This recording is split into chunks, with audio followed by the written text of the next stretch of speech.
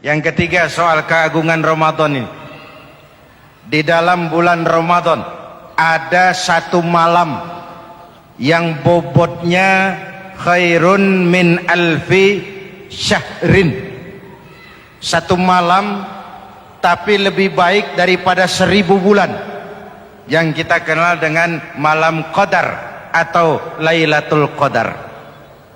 Sementara itu adanya pada sepertiga yang akhir dari bulan Ramadan, terutama di malam-malam ganjil. Di negeri kita lihat terjadi pergeseran nilai. Awal-awal Ramadan, minggu pertama, pasar sepi, masjid ramai, full house, meledak. Betul?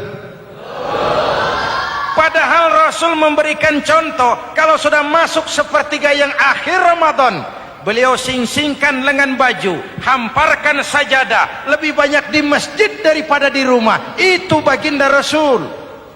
Sing-singkan lengan baju, hamparkan sajadah, lebih banyak di masjid daripada di rumah. Hadirin yang saya hormati, di situ makna meraih kemenangan. Karena itu lebaran lain dengan Idul Fitri. Lebaran siapa saja boleh ikutan, tapi Idul Fitri milik orang yang melaksanakan ibadah Ramadan dengan baik. Nah, saya kembali kepada Lailatul Qadar. Semua kita, kecil atau besar, sengaja atau tidak, khilaf atau terpaksa, pasti punya yang namanya dosa.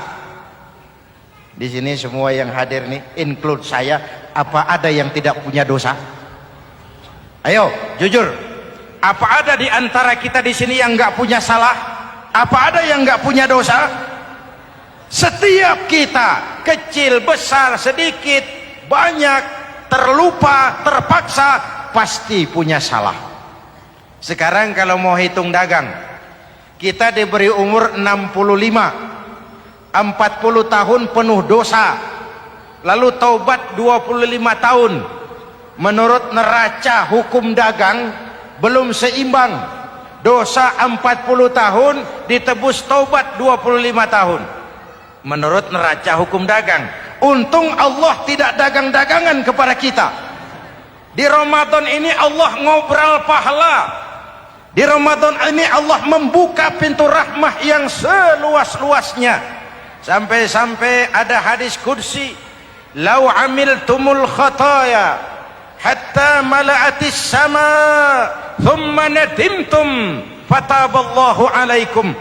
Kalaupun kamu berbuat dosa, penuh langit dengan dosamu, kemudian kamu menyesal dan bertaubat, Allah pasti akan menerima taubatmu. Hadirin yang saya hormati, inilah momentum Ramadan, saat dimana kita melakukan pemutihan diri. Masih ingat cerita dalam kitab Durratun Nasihin? Saya ulang lagi cerita ini untuk sugesti. Ada buajingan tengik pernah membunuh 99 orang. Satu saat hidayah datang kepadanya, terniat ingin bertaubat. Dicarinya seorang ustadz, ketemu ustadz kepala ngajar. Ustadz, ya, apa? Saya mau taubat, diterima apa tidak taubat saya? Emangnya dosa kamu apa? Saya pernah membunuh 99 orang, Ustadz. Ustadznya melotot. Wih, banyak amat. Nggak segampang itu nyawa hak prerogatif Allah. Cuma Allah yang berhak ngambil. Membunuh tanpa alasan yang benar, dosa besar. Dosamu kelewat banyak, Mas. Nggak bisa. Dia vonis lebih dulu kayak surga milik bapak moyangnya. Ini preman kita pikir ini ustadz saya niat baik-baik kok ngomongnya nggak enak. Daripada 99 tanggung, saya lempengin aja nih urusan. Dibabat lagi ustadz, tamat, selesai, pas, cepet. Niat taubatnya masih terus. Dia mengembara sampai ketemu seorang ustadz yang bijak. Waalaikumsalam Ustadz. Assalam. Ada apa? Ustadz, saya mau taubat, diterima apa enggak sih? Oh, sebelum mentari terbit dari sebelah barat, sebelum napasmu sampai di tenggorokan, Allah akan menerima taubatmu. Boleh jadi dosamu besar, tapi ampunan Allah lebih besar dari dosamu. Begitu Ustaz. Iya. Cuman ngomong-ngomong dosamu apa sih? Ustaz, saya sih tadinya cuma bunuh 99 orang. Terus ada Ustaz ngomongnya nggak enak. Jadi saya cukupin 100. Oh, taubatmu diterima asal benar-benar. Cuma begini saja. Kampungmu kampung brengsek tuh, lingkunganmu nggak sehat. Kalau kau pulang ke sana lagi, niat taubatmu bisa lentur dan luntur. Kamu pindah saja, hijrah ke kampung lain yang lebih baik. Baik Ustaz, terima kasih. Wah, ngepak koper, pindah. Belum sampai ke kampung yang dituju, ajal datang merenggut nyawa. Ketika ruh keluar dari jasad, ini malaikat rahmah dengan malaikat azab rebutan. Kata malaikat rahmah, ini jatah saya. Orang ini sudah taubat, tempatnya di surga. Kata malaikat azab, nanti dulu. Taubat si taubat, 100 bagaimana urusannya? Bertengkar. Akhirnya Allah mengutus malaikat Jibril, kau adili. Kata Jibril, ukur sajalah mana yang lebih dekat, kampung yang dituju atau kampung yang ditinggalkan. Ketika diukur, kampung yang dituju lebih dekat dari kampung yang ditinggalkan. Kata Jibril, dia jatah malaikat rahmah, taubatnya diterima Allah. Nah, kalau mendengar riwayat seperti ini, jangan diartikan bahwa untuk taubat mesti membunuh 100 orang. Ini harus diartikan bagaimanapun besar dosa dan kesalahan yang kita lakukan, jangan putus asa dari rahmat Allah. Sebaliknya, bagaimanapun banyak kebaikan yang kita kerjakan, jangan puas hati dan sombong diri. Kita belum tahu akhir perjalanan hidup ini. Kita hanya berbuat dan berbuat. Kepastian itu haknya Allah. Ada yang masuk neraka karena menyiksa kucing. Ada yang masuk surga walaupun sudah membunuh 100 orang. Bahkan kalau nanti saudara di surga ketemu orang-orang soleh, saudara nggak usah kaget, itu memang tempatnya di surga. Saudara akan kaget nanti kalau di surga ketemu pelacur. Pelacur masuk surga.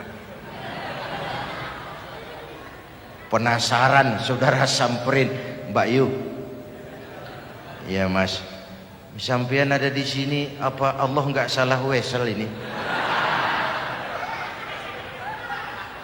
Iya Mas, saya ini ada di surga sini. Padahal waktu di dunia dulu saya ini siapa Mas tahu kan? Mas juga langganan kan waktu itu.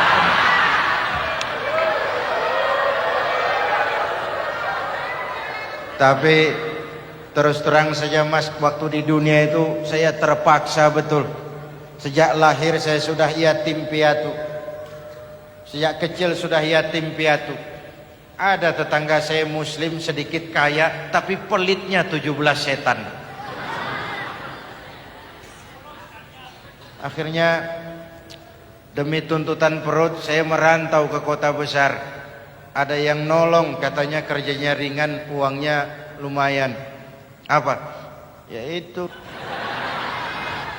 demi sesuap nasi saya lakoni. Satu malam saya lagi berangkat dagang, lewat masjid Baitul Ihsan, ada ceramah.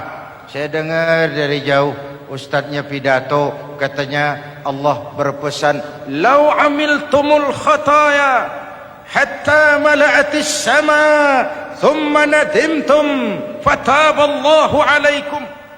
Kalaupun kamu berbuat dosa, penuh langit dengan dosamu, lalu kau menyesal dan bertaubat, Allah pasti akan menerima taubatmu. Mendengar hadis itu mas, berlinang air mata saya. Terbayang dosa-dosa yang pernah saya lakukan.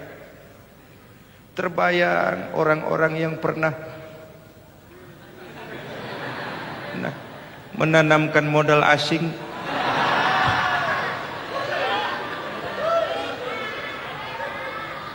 Dikala itu hidayah datang, saya niat taubat pulang kampung mas, mudik. Lagi ngepak koper mau mudik, tamu datang, saya bilang mulai malam ini saya berhenti dagang.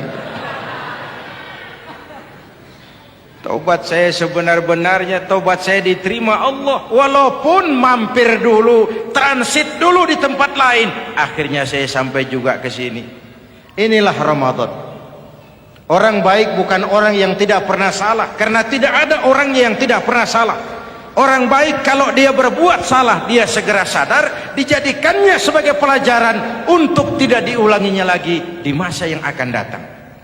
Maka Nabi berpesan, tuba liman syaghalahu aibuhu an uyubin nas. Beruntung benar orang yang kekurangan dirinya menyebabkan dia sibuk sampai tidak sempat mencari-cari kekurangan orang lain. Tapi celaka benar orang yang terlalu sibuk mencari-cari kekurangan orang lain sampai lupa dengan kekurangan dirinya sendiri. Hadirin, karena itu menurut Al-Imamul Ghazali, Lailatul Qadar itu malam istimewa. Adanya pada sepertiga yang akhir di malam-malam ganjil, 21, 23, 25, 27, 29. Tetapi yang ingin mendapatkan Lailatul Qadar harus berjaga-jaga sejak awal Ramadan. Nggak bisa pakai ilmu ngancem. Wah ini 21 malam nih, nggak keluar-keluar dari masjid. 22 libur, 23 absen lagi. Nggak bisa seperti itu. Ingin mendapatkan Lailatul Qadar harus berjaga-jaga sejak awal Ramadan. 1000 bulan kira-kira 83 tahun. Rata-rata umur orang sekarang kita ini jarang yang sampai 83. Jarang.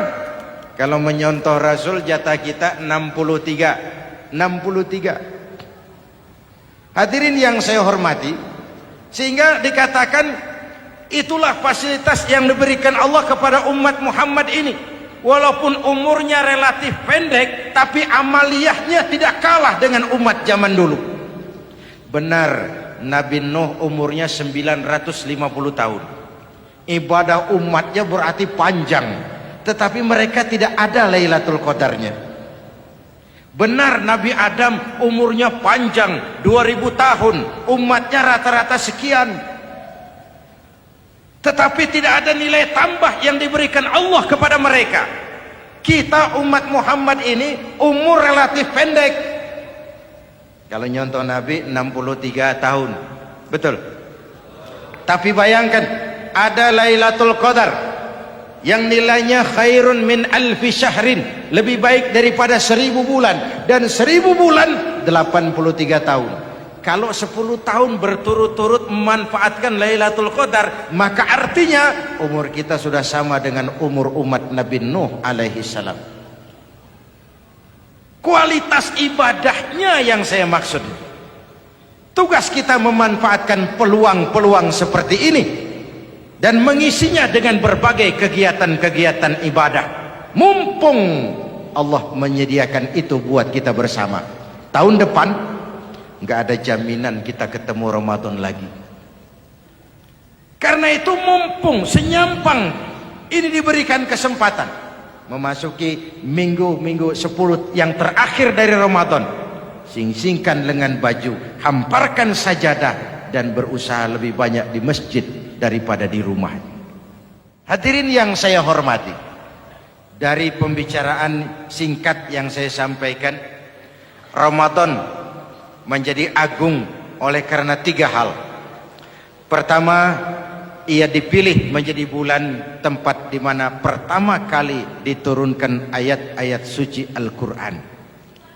Karenanya Ramadan disebut juga sebagai Syahrul Quran, bulan Al-Quran. Karenanya Ramadan juga kita lebih intens memasuki kehidupan Al-Quran sebagai makmum dan kita sebagai imam. Jika Quran adalah imam dan kita adalah makmum, maka konsekuensinya makmum harus ikut imam, bukan imam yang ikut makmum. Yang kedua, keagungan Ramadan ditandai dengan pelaksanaan ibadah puasa. Setiap ibadah yang dikerjakan dengan benar pasti punya dampak dalam memperbaiki moral, meluruskan akhlak orang yang melaksanakan ibadah itu sendiri. Maka bulan suci Ramadan menjadilah kawah candra di muka, menjadi bulan training, bulan latihan. Saya sering ibaratkan, Mike Tyson masuk latihan, keluar latihan, tinjunya makin hebat. Hewitt masuk latihan, keluar latihan, tenisnya makin canggih. Zinedine Zidane masuk latihan, keluar latihan, sepak bolanya makin hebat. Kalau latihan tiap hari, main kalah terus, orang kan ngomong, buat apa latihan? Kita sebulan penuh latihan supaya bulan-bulan sesudah Ramadan nanti kita jangan sampai kalah dalam permainan hidup ini. Hidup ini kan permainan. Ada yang sekarang ini main sebagai pedagang, main sebagai pejabat, main sebagai pengusaha, main sebagai seniman. Hidup ini permainan. Wa mal hadhil hayatud dunya illa lahwun wa la'ib. Ini cuma permainan. Senarionya sudah ditetapkan oleh sang sutradara Allah Azza wa Jalla. Ini permainan saja. Maka bermainlah sesuai dengan aturan main. Karena hidup memang permainan. Tapi jangan main-main. Walaupun ini permainan, bermainlah dengan benar. Jangan main-main. Kalau main-main, kalah. Sepak bola permainan, main-main kalah. Bulu tangkis permainan, main-main kalah. Hidup ini permainan, main dengan benar, main sesuai dengan aturan main, main-main kalah. Hadirin yang saya hormati, karena itu 1 bulan untuk menghadapi 11 bulan sesudahnya. Yang ketiga, ditandai keagungan Ramadan dengan ada nuzulul Quran. Diberikan Allah kepada siapa saja yang dikehendakinya. Semoga ibadah yang sudah kita kerjakan kiranya diterima Allah. Yang masih akan kita kerjakan, diberikan kita kekuatan zahir dan batin untuk dapat melaksanakannya dengan sebaik-baiknya. Ala hadhihi niyyah wa ila hadratin nabi. Al-Fatihah.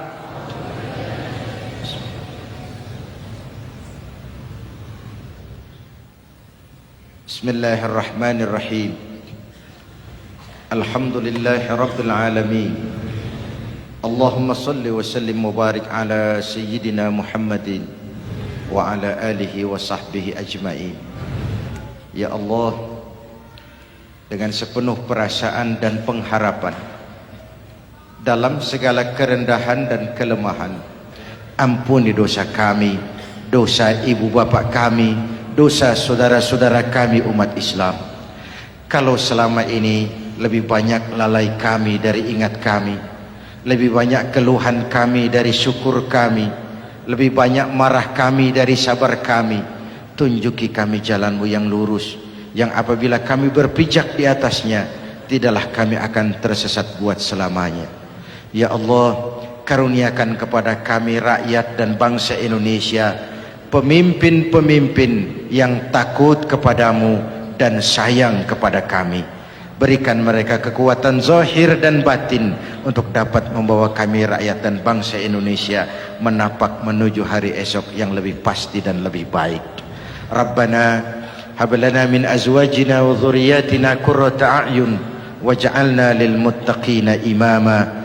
Rabbana atina fid dunya hasanah wa fil akhirati hasanatan wa qina adzabannar.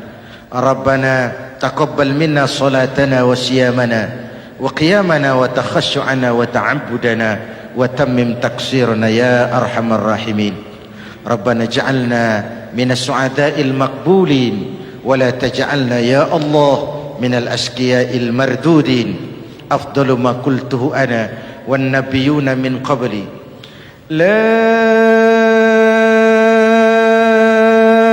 إله إلا الله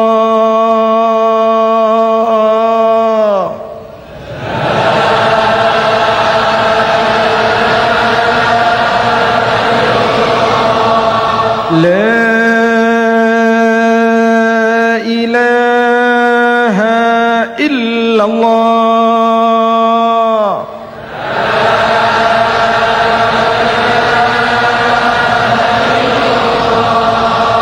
محمد رسول الله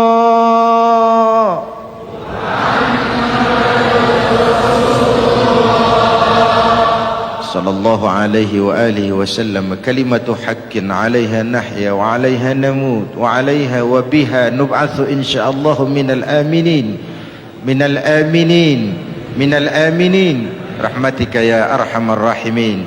صلى الله على سيدنا محمد وعلى آله وصحبه أجمعين. سبحان ربك رب العزة عما يصفون سلام على المرسلين والحمد لله رب العالمين. والسلام عليكم ورحمة الله وبركاته.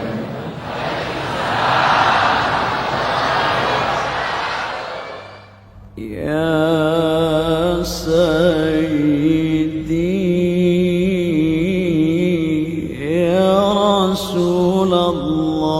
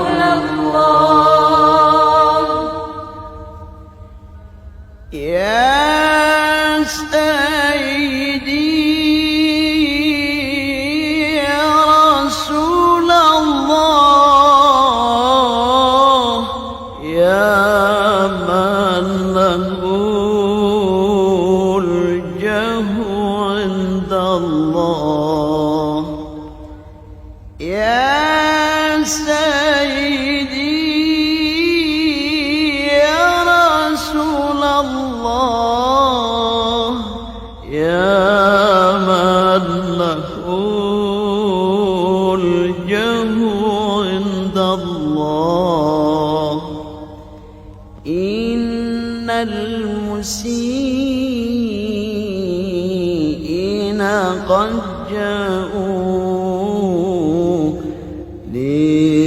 لذنبي